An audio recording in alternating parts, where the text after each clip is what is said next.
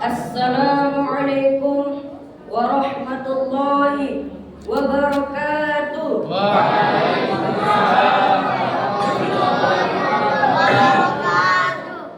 Jalan-jalan ke Parapat. Jangan lupa membeli tomat. Kalau kita umat Nabi Muhammad, jawablah salam saya dengan semangat. Akan saya ulangi sekali lagi. Assalamualaikum warahmatullahi wabarakatuh.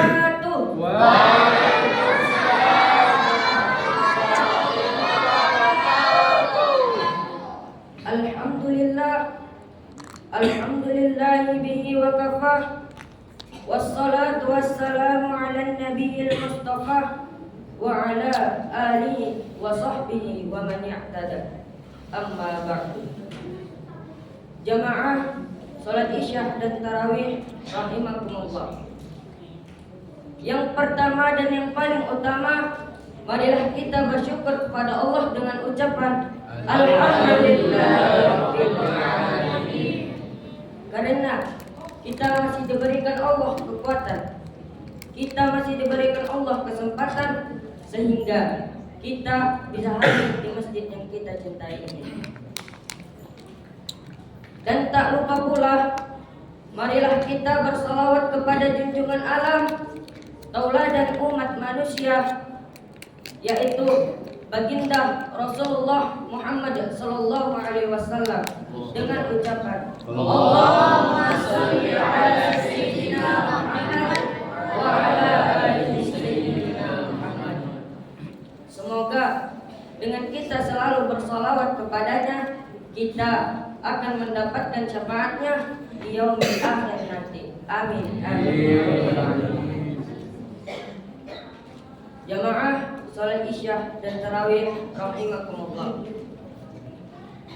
Pada kesempatan yang berbahagia ini, insya Allah saya akan menyampaikan 4 amalan yang dilakukan Rasulullah saat di akhir Ramadan. Rasulullah Shallallahu Alaihi Wasallam di dalam hadisnya, beliau memberikan kita teladan apa yang harus kita lakukan apabila datangnya 10 hari akhir di dalam bulan Ramadan. Dari Imam Syafi'i, dari Imam Muslim dan Bukhari meriwayatkan bahwa Aisyah berkata, karena Rasulullah sallallahu alaihi wasallam idza dakhala al-ashru ahyal lail wa ayqadha ahlahu wajadda wa shaddal mizan. Wa fi riwayatil Muslim kana yajtahidu fil ashrul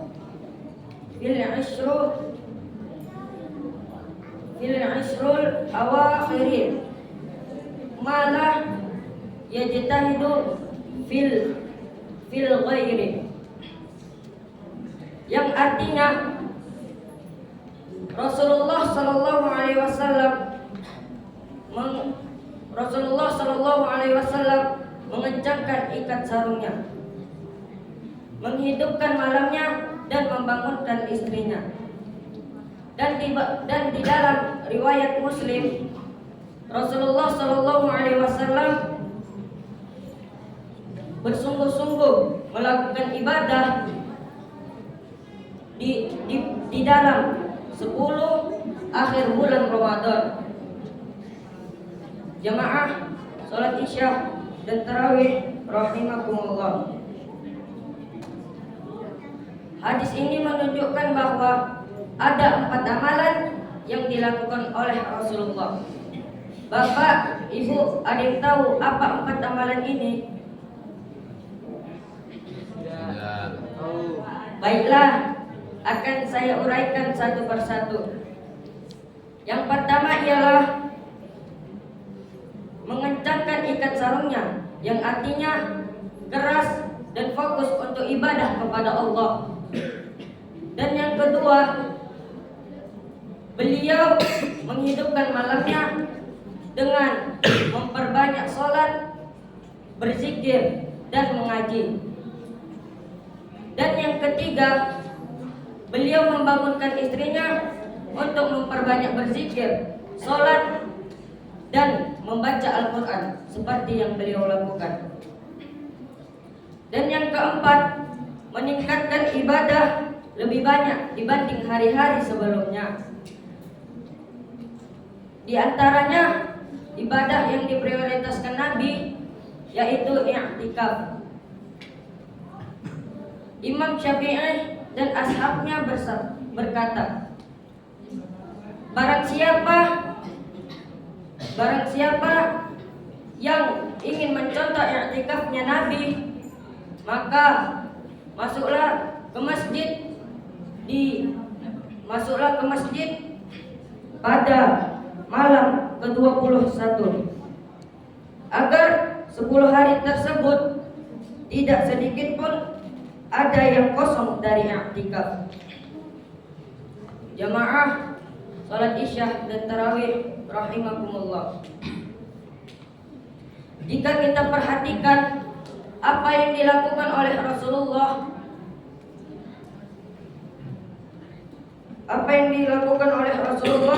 kemudian diteruskan oleh istrinya, para sahabat-sahabat seterusnya, dan dilanjutkan oleh generasi-generasi tabi'in dan ulama salaf. Sangatlah terbalik dengan apa yang kita lakukan sekarang. Di zaman sekarang ini, Pak, Bu, pada awal bulan Ramadan kita banyak melihat masjid-masjid, banyak jemaah yang ingin melakukan sholat tarawih, tadarus, dan lain-lain. Tetapi jika sudah berada di akhir Ramadan, jemaah yang awalnya banyak sedikit demi sedikit berkurang, saf-safnya semakin maju dikarenakan jemaahnya makin sedikit. Orang-orang lebih sibuk dengan dunia daripada akhirat. Padahal, Pak, Bu, 10 hari-hari berakhir di bulan Ramadan itu adalah yang utama dibandingkan 20 hari sebelumnya. Sebuah amalan itu dinilai dari hasil penutupnya. Innamal a'malu bil khawatimi. Sesungguhnya amalan-amalan itu tergantung dengan endingnya. Jamaah salat Isya dan tarawih rahimakumullah. Walhasil, marilah sisa-sisa bulan Ramadan di tahun ini kita gunakan untuk meningkatkan ibadah kepada Allah, memperbanyak i'tikaf, tilawah Al-Quran, memperbanyak sedekah dan berdoa, memohon ampun kepada Allah dengan harapan ketika Ramadan ini sudah lewat, semua dosa-dosa kita diampunkan oleh Allah dan amalan-amalan kita diampuni dan amal-amalan kita diterima oleh Allah Subhanahu wa taala. Amin amin ya rabbal alamin. Maka cukup ini saja yang bisa saya sampaikan. Kalau ada jarum yang patah, jangan simpan di dalam peti. Kalau ada kata-kata saya yang salah, jangan laporkan saya ke polisi. Unsur maqalah wala tandur maqalah. Billahi taufiq wal hidayah. Assalamualaikum warahmatullahi wabarakatuh.